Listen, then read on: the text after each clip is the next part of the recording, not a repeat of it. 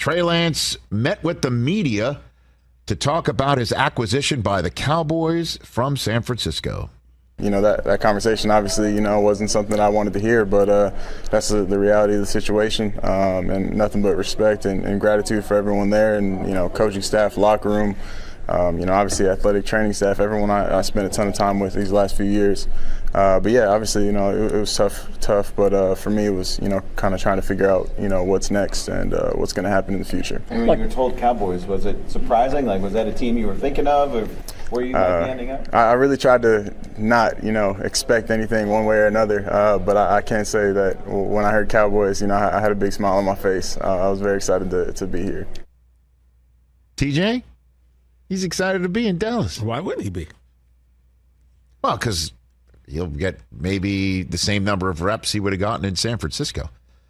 Yeah. If they traded him to New England, but obviously he might be getting reps. Obviously, something was wrong in San Francisco, right? He wasn't happy. Clearly. So you get a new start, but is it really a new start? We don't know what's going on, man. This is very weird. Again, this is not pressuring Dak. This is not pressuring it's Dak, not doing anything. It's just what's this do for Trey Lance? It's they think a fourth-round pick was worthy of bringing Trey Lance in, and he's better in their mind than Will Grier. End of story. And they're willing to part with a fourth-round pick for it. And if somehow, some way, something happens with Dak this year and Cooper Rush is up and he goes down, then they saw what happened with San Francisco last year. They don't want to be caught a quarterback shy when they're on a Super Bowl run. Yeah, I don't need Deuce Vaughn taking snaps in the playoff game. Yeah, I know, right? I get that. It's not what you're looking for. Tony Pollard running Wildcat. It's not what you're looking for. Is that what the Packers were going to do, by the way? If they were to get Taylor, they're just going to run a wishbone offense and just have three running backs? No, I think they got Jordan Love. Pretend to be the Sooners? No, they got Jordan Love. So, I proffer to say you won't hear much about Trey Lance until later on, maybe in the trade deadline. Somebody might need him, and then the Cowboys try and improve on the fourth-round pick they gave up. Rich, I have no idea. Can I respectfully disagree with you on that? Because as I'm watching all these other shows that are on at the same time we are, and literally they're spending half an hour of time every day talking about this Trey Lance and Dak, and did McCarthy and Dak know about this situation? Well, as you know, I know that I've been told by very reasonable sources. Please say it loud again. That McCarthy was read into the whole situation the entire time. Which is info that the other people in your seats don't seem to have. But let Dak Prescott throw 2 picks in the first 2 weeks, and then you're going to hear a lot about Trey. And obviously Sunday Night Football will be a big game to start the season, Cowboys and Giants, and then you got the Jets coming in. And so, but that's part and parcel of being the quarterback of the Dallas Cowboys. They're not benching Dak for Trey Lance. That's never happening on planet Earth. They're going to ride it out with Dak, and I don't think they have to ride anything out. They're going to ride or die with Dak. That's the end of story. And if Dak doesn't make it, it'll be Cooper Rush in the game. And let this kid, Trey Lance, just be, develop in peace, for crying out loud. Well, but it's the Dallas Cowboys, and it's a guy who was drafted third. It was a guy who was drafted third overall. And, and not just drafted third overall, but drafted by a team that gave up a ton of draft capital for the right to do that. And he starts 4 games for him, plays in 8 games with them, and gone before the beginning of season 3. That's a rarity. We may not see that too often ever again. Catch the Rich Eye with Trey Lance now elsewhere before season 3 of his career begins. By the way, that's my guy. I just want to throw that out there, Chris, just so you know. So now that this has all happened, with Trey Lance being elsewhere before season 3 begins, and Zach Wilson now benched for Aaron Rodgers, which nobody saw coming the night that the Jets took Zach Wilson too. Don't forget the Niners went to 3 in the draft order because they knew Trevor Lawrence was going to Jacksonville, and they knew the Jets had their sights set on Zach Wilson. So they knew we'll get up to 3. It's going to be Lance, Mac Jones, or Justin Fields, and they chose Trey Lance.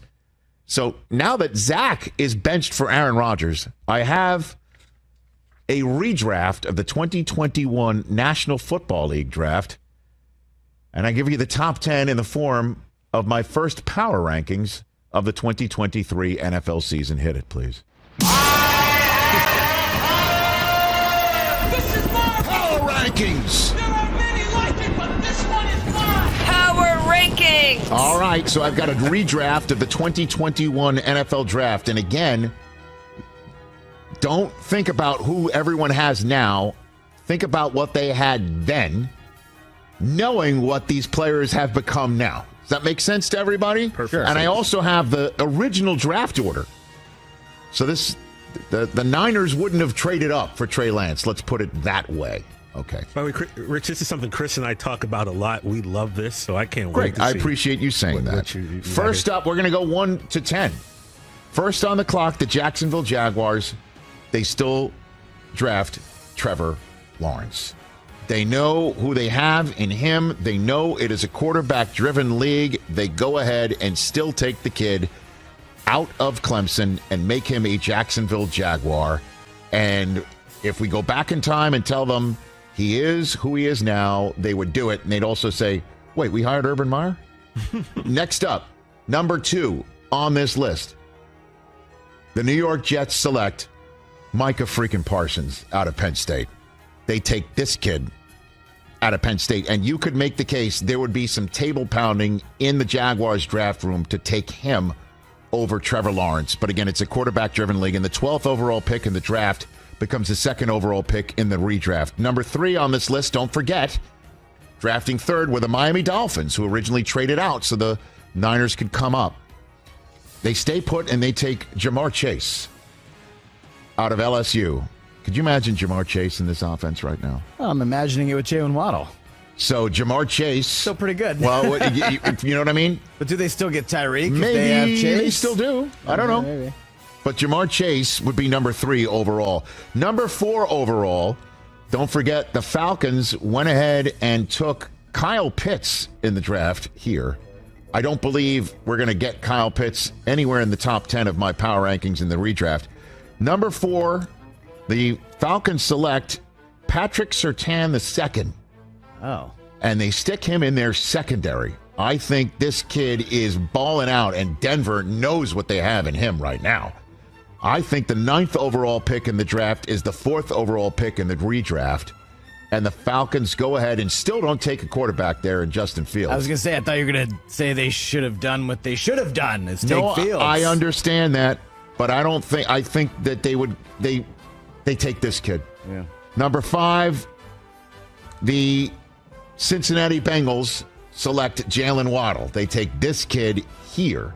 As we all know, he wound up being the 6th overall pick in the original draft because the Dolphins traded back in to the top 10 after trading out in order to do that.